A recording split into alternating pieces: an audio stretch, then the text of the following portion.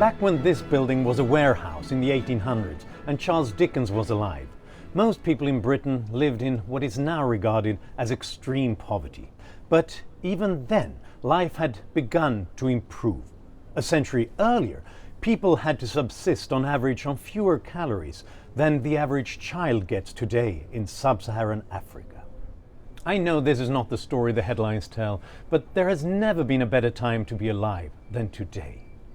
Poverty, malnutrition, illiteracy, child mortality and child labour, all defining features of Dickensian London, are falling faster than at any other point in human history. Every minute that we complain about the world, another 100 people rise out of poverty. The golden age is now. And yet pessimism resonates. A YouGov poll found that just 5% of Britons think that the world, all things considered, is getting better. And populists of the left and right constantly reinforce this sense of doom and gloom.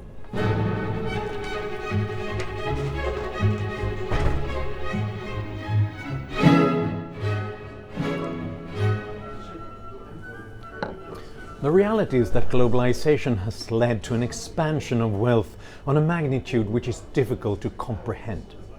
It's no coincidence that this wealth creation has occurred alongside a massive expansion of government for the people, by the people. 25 years ago, barely half of all the world's countries were democracies. Today, almost 2/3 are. Freedom is still on the march. So why does everybody remain convinced that the world is going to the dogs? Well, because human beings pay more attention to the bad news, as the thoroughbred fretters we are. And now we have more information about all those bad things than ever before. Disasters and human suffering are not new, but global media and cell phone cameras are. Nostalgia too is biological. As we get older, we take on more responsibility and start looking back at an imagined carefree youth. Is it a coincidence that we have this wave of nostalgia in the Western world now, as the baby boom generation is retiring?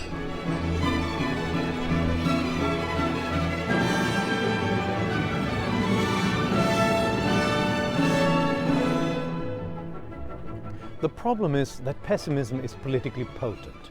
Frightened people want to build walls and elect strongmen who promise to keep them safe. This would undermine the openness that our progress depends on. So the one thing we have reason to fear is fear itself.